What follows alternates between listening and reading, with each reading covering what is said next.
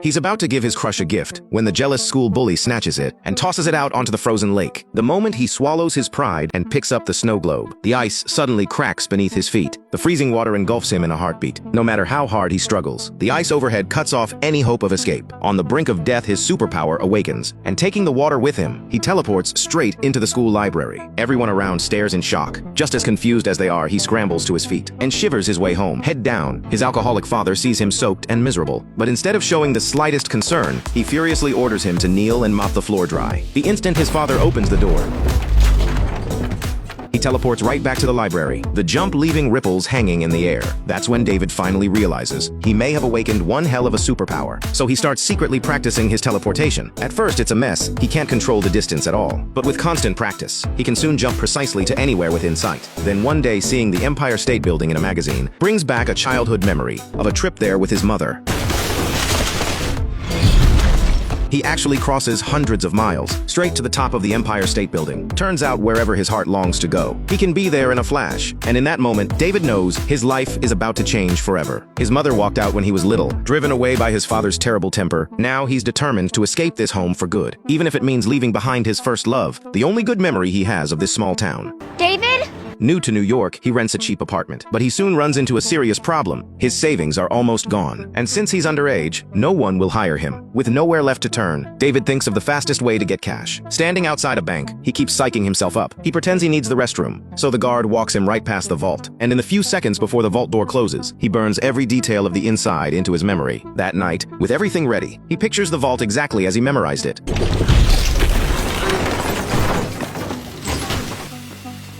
And sure enough, he teleports right inside. But after bagging a few stacks of cash, he realizes there's a big problem. I'm gonna need a bigger bag. So he jumps back, takes a look around, and grabs his bedsheet to use as a sack.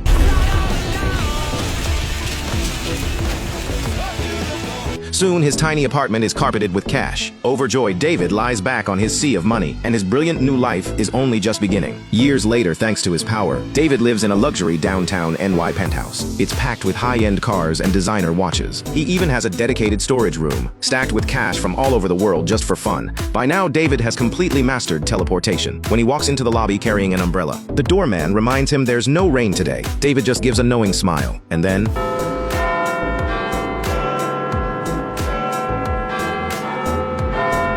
he's thousands of miles away, perched atop London's Big Ben. Umbrella, open, taking in the stunning night view. London is 5 hours ahead of New York. He drops into a corner bar, and with those good looks of his, easily charms a beautiful woman. Back at his apartment, he casually grabs a photo off the wall.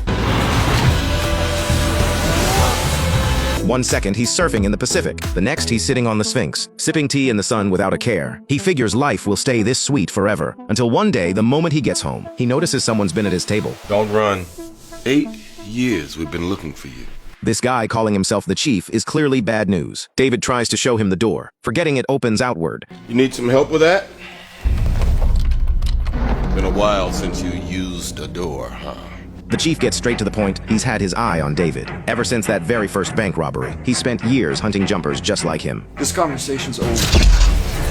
This conversation's not over. Tell me, who's helping you? David tries to jump using a photo, but that high-voltage stun rod makes it impossible to focus for a long-distance jump. Kinda hard to jump 1,000 volts of electricity passing through your brain, huh? He hurls David back down to the first floor, his high-tech rod instantly extending into a cable. He closes in step by step. By now, David is nothing but his prey. At the critical moment, David makes one desperate move and jumps into his home vault, fighting through the searing pain of the current. He cuts the cable off his leg, quickly packs up some cash, and a second before the chief bursts in, he jumps to the place etched deepest in his memory, his childhood home after more than a decade away. Hearing the noise, his father begs David to stay. Ever since David left without a word, his father seems to have quit drinking. It's okay. You can come home anytime you want. But David, still holding on to old wounds, chooses to run once again and jumps away. He shows up at the bar where his first love works. Watching that still beautiful figure, he's hit with a wave of emotion. The girl who once dreamed of traveling the world is now stuck tending a small-town bar just to get by. He tries to slip away quietly, but the old school bully recognizes him. Not wanting any trouble, David tries to play it cool. I'm not this David. Hi. You were gonna leave without saying anything? Sorry, I didn't see you. No? Weren't you just up there staring at me for the past 45 minutes? Seeing the two rekindle their old romance, the bully, fueled by booze, starts harassing Millie, out to humiliate David, just like the old days. With the crowd egging things on, David tackles him head-on and sends the bully somewhere very special. By the time the bully comes to, he's locked inside a bank vault. Seeing David reappear, a frantic Millie rushes over to check his injuries, not caring one bit where the bully went. Warmth floods his heart. These two childhood sweethearts have secretly had feelings for each other all along. Their reunion is like a spark to dry tinder, and David decides to stop hiding how he feels. Was, thinking of maybe checking out Rome, actually. You were thinking of checking out Rome? Come on, you know that was my dream. Don't try to rip me off, okay? So come with me. So come with you? You're asking me to go to Rome?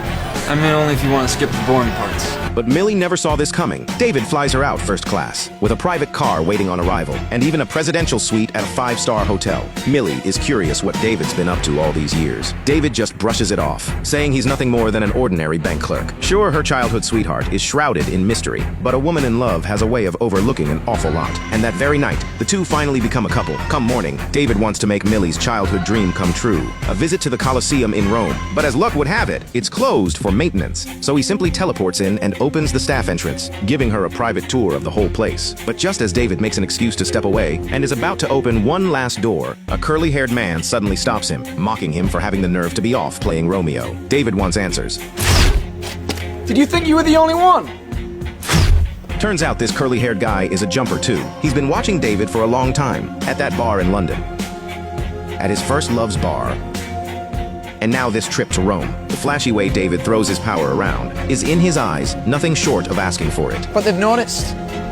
Don't they? These two clearly belong to the same organization as the chief. Curly reacts fast, but David, half a beat too slow, gets snared by a cable. What happened to the wall?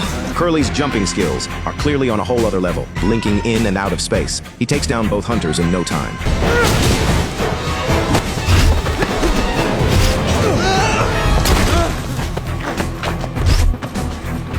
Who are these people? Paladins. Paladins kill jumpers. I kill paladins. Class dismissed. All these years, David never felt a hint of danger, doing whatever he pleased, answering to no one. He thought he was the main character of this world. Jumping gave him absolute freedom, and he indulged in every pleasure it brought, never once learning to keep a low profile. But now with Curly and the hunters showing up, he finally realizes the world isn't as simple as he imagined. Knowing he's in deep trouble, and to keep Millie out of it, he chooses to put the romance on hold and deal with the crisis first. I can't get on this flight with you, Millie. This is as far as we go together. Following the jump scare, he tracks down Curly, who seems to have seen David coming all along. He remarks that David surviving this long is nothing short of a miracle. Paladins have been killing jumpers for years. We're back since medieval times. Jumpers like them are branded blasphemers, who stole a power meant only for God, and the paladins exist to correct that mistake. Every paladin is a religious zealot, convinced they're doing God's work. They're all led by that man calling himself the chief, armed with their own tracking system, and an arsenal of high-tech weapons built to counter jumpers, letting them hunt jumpers all across the globe, their families included. Look, they're smart, they're fast, they're organized. No matter what, they'll kill anyone that gets in their way. Like your family, your friends, that little girlfriend you're traipsing around Rome with you. They're dead, all of them. Hearing this, David gets a terrible feeling. He jumps straight back to his childhood home. The house is dead silent, his father lying on the floor, barely breathing. Somebody get them out! Now! David barely ever knew a father's love. But at the end of the day, his father was the only family he had left in the world. Even at the very end, a single door stood between them, and he refused to open it. Now his father is gone because of him. David seeks out Curly once again, wanting to team up and take down the chief. But Curly writes David off as a rookie who'd only slow him down. Saving him in Rome was just something he did in passing. With that, Curly jumps away. Refusing to give up David, grabs onto the jump scare and follows him right through, landing on the streets of Tokyo. Seeing David keep up, Curly quietly accepts him. Truth is, from the very beginning, he saved David because he was scouting for a partner. He brings David to a display car, ready to show him what their power can really do.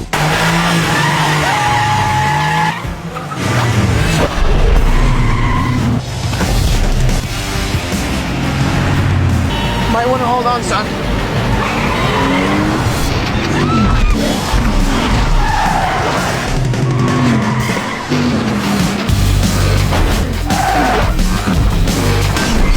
Curly tells him that jumping with a 2-ton car is child's play. He's even seen a few real monsters who could teleport an entire building away. They race from daylight into night, and a scene this big is bound to catch some paladin attention. To take down the chief, the two split up. Curly goes off to gather weapons, while David heads to Millie's place. He needs to tie up this one last loose end, but Millie is clearly still hurt about David dumping her out of nowhere. With no time to explain, he just shows her his power.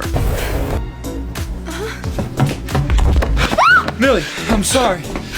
Millie is scared out of her wits, but the chief and his men have already tracked them down. With no time to calm her down, David teleports her straight to Curly's secret hideout. But the moment they're gone, the chief and his crew come storming in. He pulls out a spray, aims it at thin air, In here. then takes out a high-tech tracking device, presses a button, and the air itself begins to ripple. The chief and his men come charging straight through the rift, catching the two in the hideout completely off guard. David is pinned down by high-voltage cables, unable to move. Thanks for leading me to your friend. Taking his sweet time, the chief draws his weapon, ready to finish David off for good. Luckily, Curly shows up just in time, flamethrower in hand.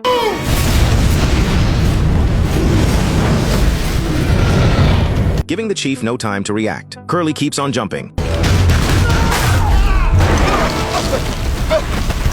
The chief has barely picked himself up off the ground when Curly drops in a double-decker bus straight from Tokyo.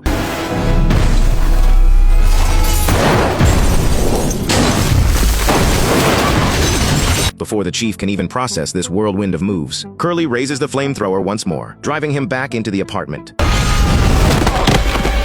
Just when the danger seems over, the chief fires a high-voltage tether through the rift and drags Millie back through. David charges in after her without a second thought, but that's exactly the trap the chief set. Instantly rigged cables bind him head to toe. What the chief never expected, though, is that under the shock of all that voltage, David unlocks an even greater power. Millie's entire apartment building is teleported whole into the middle of the lake, and then into the school library. Seeing the chief dragged along for the ride, David grabs him and jumps to the middle of nowhere, the Grand Canyon, leaving him there to fend for himself. With the crisis over, at least for now, David takes his girlfriend off to see the world. No planes, trains, or cars required. David's mindset after getting superpowers is probably a lot like most of ours would be. The first thing on your mind probably isn't saving the world. It's either lying low and leveling up, or treating yourself first. At the start, he lived for pure pleasure. He fled his small town, ran from every responsibility, lost in the absolute freedom and luxury his power provided. Never facing his past, never planning for his future, with zero sense of duty to anyone. His power served nothing but his own desires. But once he realized he wasn't the main character of this world, crisis forced him to grow up. His father's passing, the life or death fight to save Millie. After all of that, he's surely no longer that selfish kid who only chased pleasure and ran from responsibility. So here's a question: if you could teleport, would you use it to deliver takeout or deliver packages?